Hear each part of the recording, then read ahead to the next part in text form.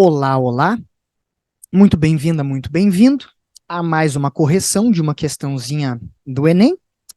Hoje a gente vai fazer uma questão de linguagem, né? Hoje a gente vai fazer uma questão que aborda uma obra de arte, e é uma questão que muita gente odeia. Eu não odeio, assim, particularmente. Tem questões que eu odeio, talvez eu não precise compartilhar, que é essa aqui.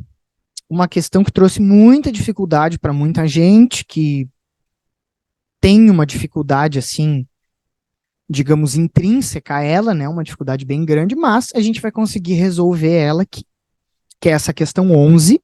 Aqui eu estou usando a prova amarela de 2022, como dá para ver ali no cantinho, na marca d'água. Tá? Vamos fazer essa questão, então, lembrando que na plataforma a gente sempre indica e sempre faz o mesmo método. Primeiro enunciado, depois textos, depois alternativas. Então vamos direto para o enunciado aqui, antes de olhar essa imagem. Não sei se dá para dizer que é uma bela imagem, né? Porque é uma coisa relativamente violenta, né? Está aqui o enunciado.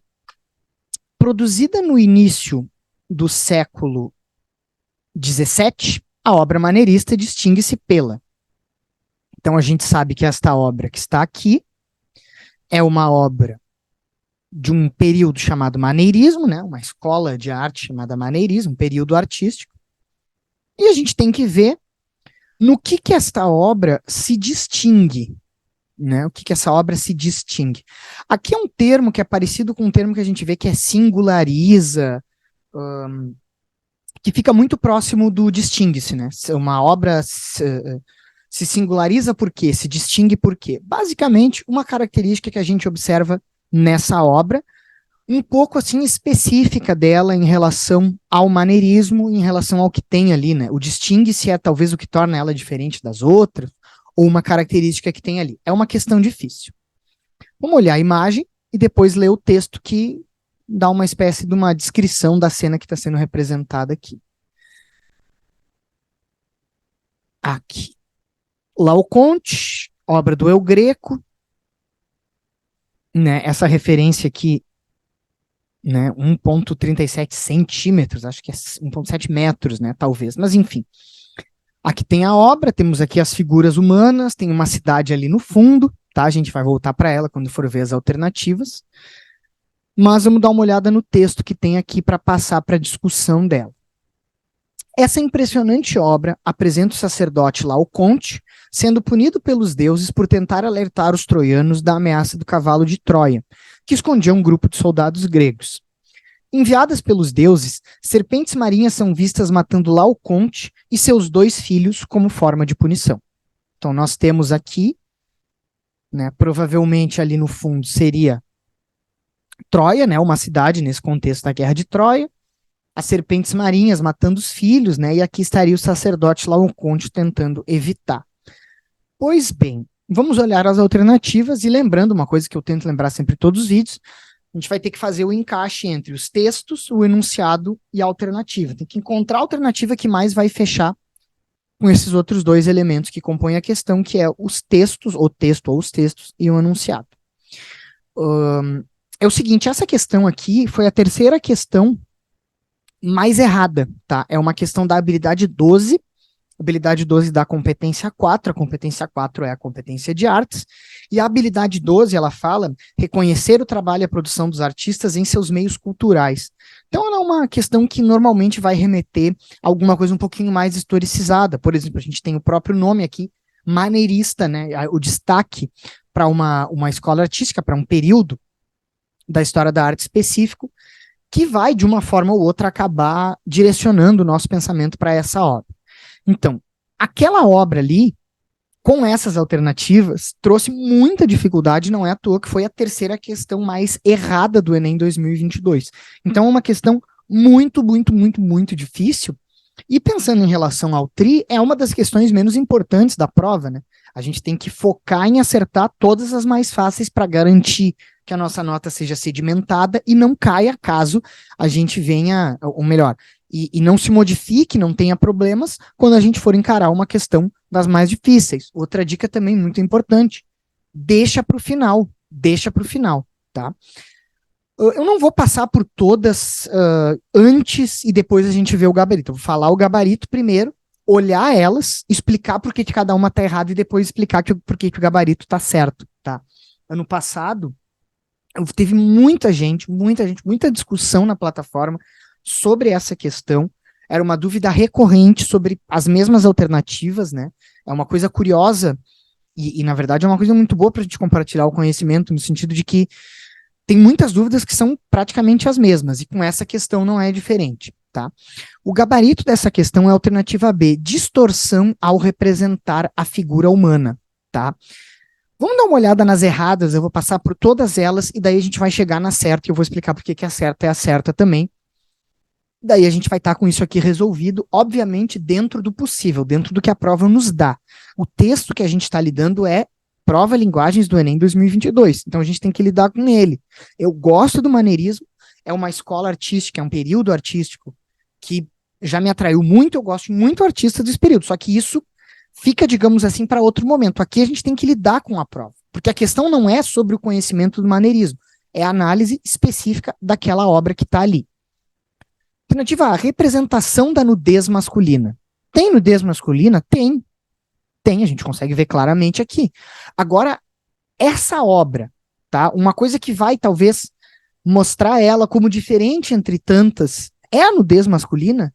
A nudez masculina é uma coisa muito exclusiva dessa obra? É uma coisa específica, sei lá, talvez do maneirismo? Não, não é. Não é algo decisivo que vai caracterizar essa obra aqui, olhando para ela, uma coisa assim maneirista, uma coisa que vai tornar essa obra um pouco diferente, a nudez masculina. Não é isso daí, tá? A B é a correta, eu vou deixar para falar no final. C, evocação de um fato da cultura clássica grega. Isso acontece na obra? Isso acontece na obra. Só que a pergunta não é o que acontece na obra, o que tem nesse quadro. Não é isso a pergunta. Destaca ali, coloca o século, fala do maneirismo e pede uma característica um pouco diferente dessa, uma característica especial, né? A evocação de um fato da cultura clássica grega é uma característica especial dessa obra? Não, não é. Porque é muito comum, antes e depois do século XVII, tu ter a evocação e a referência a fatos da cultura grega clássica. É uma coisa muito comum isso daí. Até no próprio maneirismo, de certa forma. D, presença do tema da morte como punição da família. Sim, a punição não é necessariamente da família, né? A punição é do próprio Laocoonte que ia falar. Então, matam a família dele em represália ao que ele faria. Tá meio estranho, assim, punição da família, sabe? Não, punição da família. Não é uma coisa que tá aí, não é uma coisa que essa obra tá evocando, né? É um sofrimento de um pai que tá vendo ali seus filhos morrerem e a própria questão da guerra de Troia sendo lembrada, né? Então, não é a D. E utilização da perspectiva para integrar os diferentes planos. Aí é que tá. Perspectiva é uma palavra bem importante da gente lembrar, que cai no Enem, cai em questões da competência 4, em questões de arte, e normalmente ela é usada de uma forma bastante precisa. Como assim que eu quero dizer precisa? Perspectiva, tá? E já que tu tá no YouTube, tu pode dar uma pesquisadinha rápida no YouTube, tá?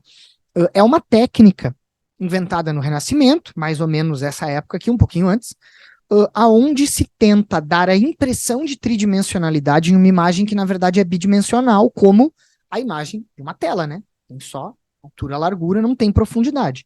Então se produz um efeito, uma ilusão de ótica mesmo, para parecer, para dar uma impressão de profundidade. Qual que é o grande exemplo de perspectiva? Santa Ceia do Da Vinci. Vai ter aquelas linhas, né, invisíveis, mas tem aquelas linhas e um ponto de fuga no final. Aqui, a gente tem um fundo? Tem. Mas a proporcionalidade do troço tá muito ruim, tá? Essa cidade, ruim pelo amor de Deus, né? Eu sou muito fã desse artista aqui, do El Greco. Então é ruim no sentido de verossimilhança, no sentido de estar aplicando a técnica da perspectiva. Na verdade, até eu vou me corrigir, a questão não é tá bom ou ruim, a questão é que aqui não tem perspectiva. Não tem. Tem um fundo? Tem, mas nem tudo que é um fundo que parece estar distante é a perspectiva. Perspectiva é uma técnica bem específica. Santa Ceia, Leonardo da Vinci, coisas que lembrem aquilo ali, não pela temática, mas pela aplicação da técnica. Tem um cálculo, para que a cada ponto que tu vai colocar da imagem, tu consiga calcular a diferença da imagem frente àquela suposta profundidade que ela vai ter para imitar o que a gente vê naturalmente com os nossos olhos. Então não tem perspectiva, tá? Aí qual que é o problema que aparece às vezes aqui, né? A questão da utilização da perspectiva, não, perdão. A questão da alternativa correta, distorção ao representar a figura humana. Muita gente não vê distorção.